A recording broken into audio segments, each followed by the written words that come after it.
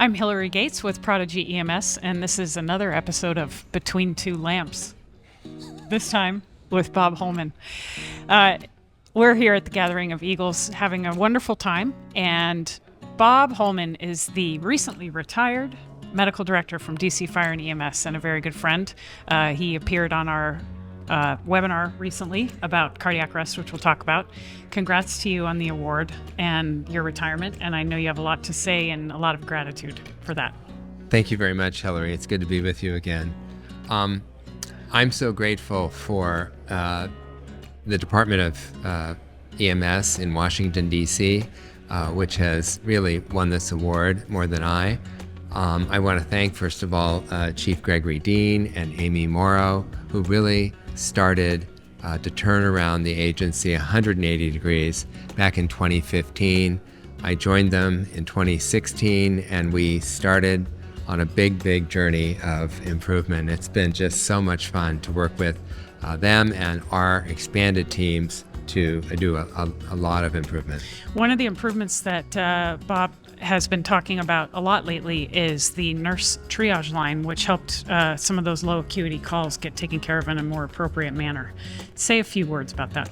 So we just celebrated in April its 6th anniversary, and in those 6 years we've been able to triage almost 75,000 911 callers, and of those we have triaged almost 35,000 of those patients away from the emergency department, but more importantly, to the right place, to self-care sometimes, to a primary or urgent care site, rarely to telehealth, and then there's something we call a mobile urgent care responder, which is a non-transporting EMS team that arrives in a few hours.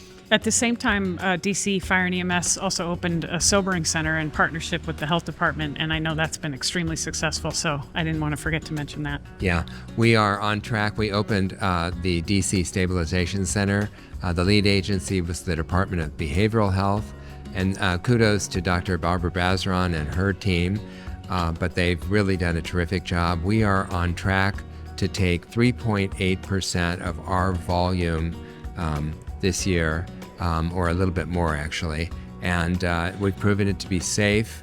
Our members love it. Their waiting time there is half of what we have in the emergency department, and it's a very good center with great dedicated staff. And it's safe for patients. Most Absolutely. importantly. Yeah. This year also saw DC Fire and EMS launch a whole blood program. It's been 2 months and something like 40 administrations so far. Right. In about 63 days, we have transfused 43 patients with 44 units. We're on track to become either the highest volume or second or third of a ground-only transport agencies with one agency in one city. And just 2 more. Hang in there. It's pretty impressive. Cardiac arrest survival rates have dramatically improved under your leadership. Yes, our teams have accomplished a great deal in this regard.